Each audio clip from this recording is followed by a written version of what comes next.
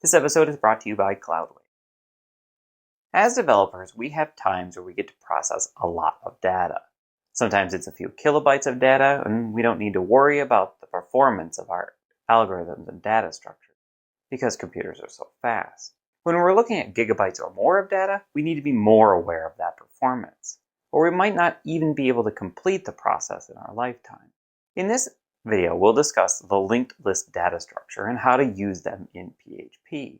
Hello developers and welcome to the PHP Architect channel. If this is your first time here, my name is Scott Keck-Warren, and on this channel we discuss a wide variety of topics related to the PHP ecosystem. Make sure you subscribe so you can get our latest videos when they're published, and make sure you follow me at Scott Keck-Warren on Twitter. Before we go too far into what a linked list is, we need to have a small side discussion about data structure. A data structure is a way of organizing data inside of a computer so we can use that data efficiently. The overarching idea is that we need to be able to take data and use our code in an optimized fashion to process it. Depending on the data that we have, there are lots of different ways that it can be organized, but the same kind of problems keep coming up over and over again, so we have a basic set of data structures we can use to solve those problems. Each of these data structures have different performance characteristics. We'll use what's known as the big O notation to describe the performance of these structures with different processes. Things like adding elements, deleting elements, and searching for a specific element have very different performance characteristics as the number of elements get very large. It can range from big O of 1, indicating it takes the same amount of time regardless of how many elements exist. It can be something like big O of n, indicating it increases linearly as the number of elements increases. Or in the worst case, it can be big O of n factorial, which is something we need to strive to prevent. Now, there are two major types of data structure. The first is a linear data structure, where elements are arranged in a sequence. Examples of this include arrays, lists, stacks, and queues. The second is the nonlinear data structure, where a linear structure doesn't work because of the operational complexities of the data. Examples of this include graphs and trees. Now that that background is out of the way, let's talk about linked lists in general. Linked lists are a linear data structure that contain elements that are linked to each other. This makes them ideal for representing a list of information that we need to access in the same order every time. Because they're linked to each other, we must access the data sequentially, and random access is not possible. Elements in a linked list are named nodes, and each node contains a piece of data and a pointer to the next node in the list. The linked list keeps track of the first element, which is known as the head, and the last element, which is known as the tail. When we want to insert or delete items in the list, we can do so at the start of the list, the end of the list, or in the middle of the list. Because we're keeping track of the head and the tail of the list, adding elements and removing them is big O of 1. But inserting or deleting from the middle of the list is big O of n. When we're searching in a linked list, because we need to look at each element in turn, the worst case will have us run through every element, so its performance is big O of n. This isn't horrible, but it's not the best outcome for searching. So if you're doing lots of searches of your data, it's best to look at alternative data structures like a tree. An extension to linked lists is the double linked list, which operates the same way as a single linked list, but each node also keeps track of the previous node in the list. This uses more memory, but allows us to easily traverse the list in both directions.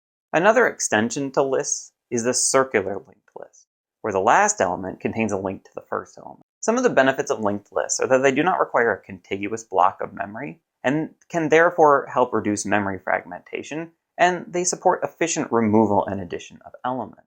We'll have more about linked lists after this word from our sponsor. We appreciate our sponsors because they make this episode possible. Now, we all love to write code, but managing the servers that that code runs on can be a time-consuming and error-prone process. Think of how often you've seen reports of accidental AWS bills in the tens of thousands of dollars. Cloudways offers peace of mind and flexibility so you can focus on growing your business instead of dealing with server maintenance. With Cloudways, you get an optimized stack, managed servers, backups, staging environments, integrated Git, pre-configured Composer, 24/7 support, and a choice of 5 cloud providers: AWS, DigitalOcean, Linode, Google Cloud, and Vultr. For 20% off the first 3 months, use our code PHPARCH. That's PHPARCH. Or go there now at phparch.com/cloudways. Thank you, Cloudways, for your support. Now back to our episode. So you can proudly say that you're a linked list expert. Now let's talk about how to use them in PHP. Now I must stress to never create your own implementation of these data structures. It just wastes time that could be used to add helpful features to our software. When I was at university, I would spend a week or more implementing each data structure for a data structures class. If I was really lucky, it wouldn't be crashing when I turned it in. I can guarantee that someone has already uploaded an implementation to GitHub if it isn't already included in PHP by default. Now, thankfully, PHP does come with an implementation of linked lists in the SplDoublyLinkedList class structure. It has several built-in functions, including the push and pop functions, which add or remove the tail element, and the shift and unshift functions, which add or remove the head element. It's a double linked list, so we can iterate through the list both forwards and backwards if necessary, and there are two ways to do so. The first is using a for each loop, and the other is using some of the other public functions that SplDoublyLinkedList brings to the party. We have the rewind function to reset our iteration to the head of the list, valid to see if we've gone off the end of the list, current to access the current data, and the next or previous functions to go forward or backward in the list respectively. For each is nice for most cases, and it's less code, which is generally easier to read. The function version is nicer if there's a reason to go both backwards and forwards. What you need to know. Now, linked lists are a tool for keeping a linear list of items. It has good performance for inserting and deleting, but poor performance for searching. It's useful for keeping track of things like history. I hope you enjoyed our video. If so, make sure you subscribe, comment, share, and like, as it does help others find us. Are there topics you would like to see us cover? Let us know in the comments below or send me a message on Twitter @ScottKeckWarren. We would love to hear how we can help you, and it always brightens my day when I get to hear from a fan.